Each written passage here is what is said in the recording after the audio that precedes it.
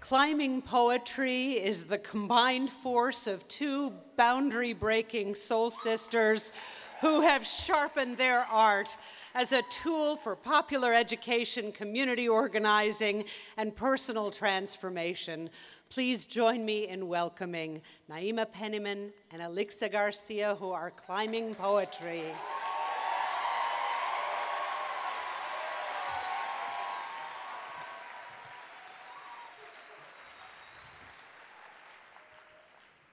Thank you, Nina.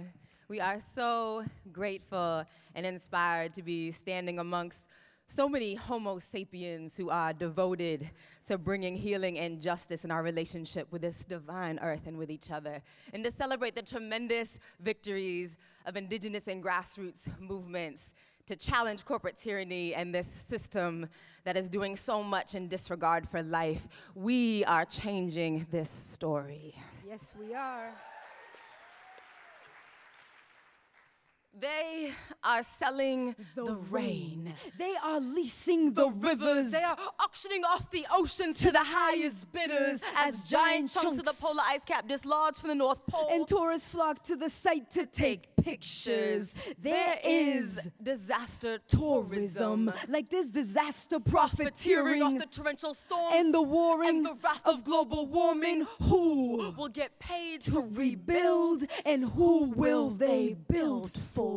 Who will endure the drought and the rain? Who will be safe and sound indoors? Who built the missiles, the smart bombs, the rockets? Who gets raided? And who gets paid from whose pockets? Who gets sent off to war? Who dies for whose profits? Who gets remembered? Who's been forgotten? Congressman Richard Baker said, "We finally cleaned up public housing in New Orleans. We couldn't do it, but God did. Rid the city of the poor. Rebuild the city for the rich. With contractors from everywhere but New Orleans coming in. Folks in the projects were forced to evacuate, even where Katrina didn't hit. Then armed guards blocked the doorways, wouldn't let the residents back in. Demolition scheduled while people live in tents under I-10. And thousands driven out the south are still scattered across the states as New Orleans is looted by profiteers who want to make over its face. Flood the lower ninth to save the wealthier estates as Mississippi renovates with slot machines and condos. So you gotta win the lotto if you plan to keep your place. It's the same from gulf to gulf. The chip stackers turned disaster into profit, reaping billions off the damage that they started in New Orleans, Port-au-Prince, Iraq. Paychecks from tax dollars for no big contracts, so Halliburton can rebuild the pillage that they plotted. Like Blackwater, the same military firm that massacred 17 Iraqis in a bloodbath, then in Katrina's aftermath, got paid to raid the streets with fresh memories of Baghdad.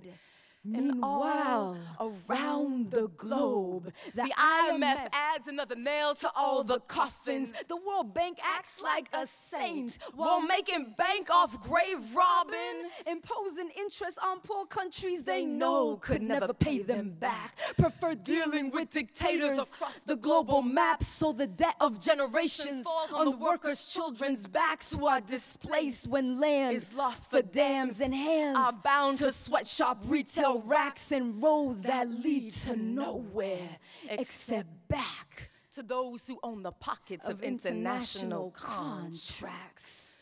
The deck is stacked.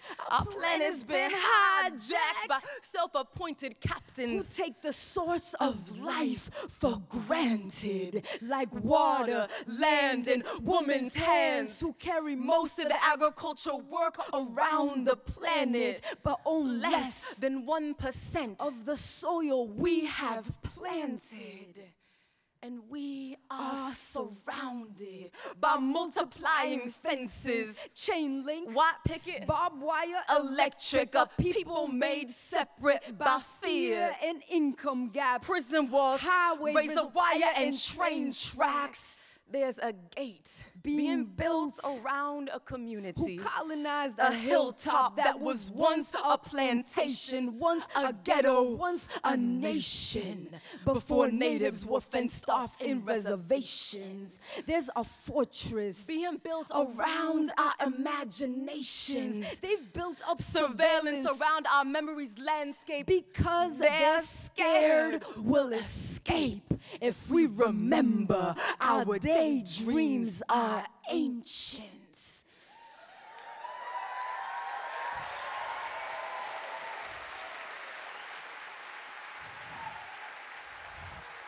They got Minutemen ready to shoot down migrating thoughts that might lead towards liberation or illegal hallucination of a world that exists beyond the borders that they arm.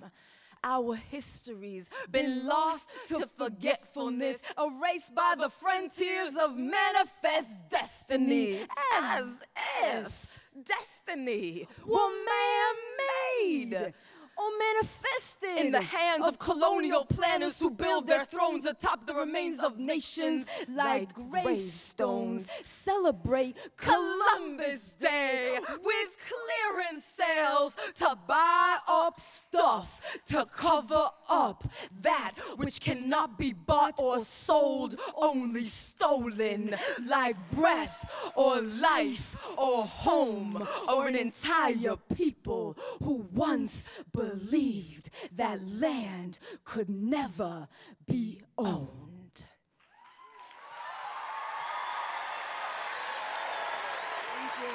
Thank you so much.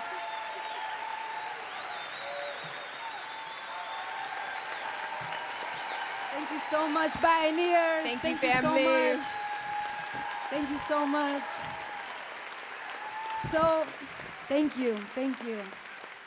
We want to invite you, y'all. So since the wake of Hurricane Katrina, Naima and I have been collecting stories on square pieces of cloth all across the nation, all across the globe. And we brought with us 50 pounds, the weight limit, from New York City. And it's going to be hung outside in the courtyard over here. We invite you to read other people's stories and to leave your own. STITCHED is an acronym. It stands for stories, testimonies, intentions, truths, confession, healing, expressions, and dreams. And then we take this, yes, and we do workshops around the country. We go into prisons, we go into juvenile detention centers, we go into high schools, into universities, and talk about the power of retelling and reshaping the story that we're walking into. So leave your story, read a story. We love you.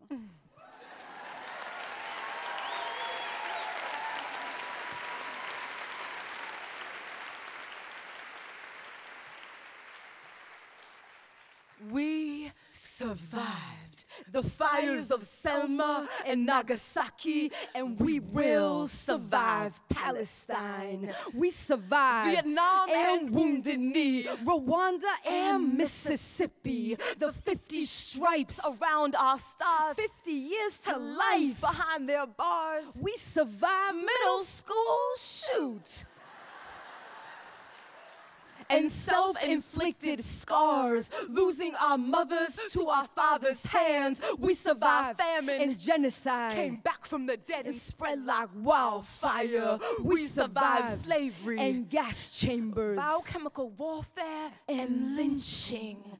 The seeds from our strange fruit been sprinkled across this terrain by our angels. And everywhere we land, we're gonna take root. And every inch of rock, mud, and sand, we're gonna break through.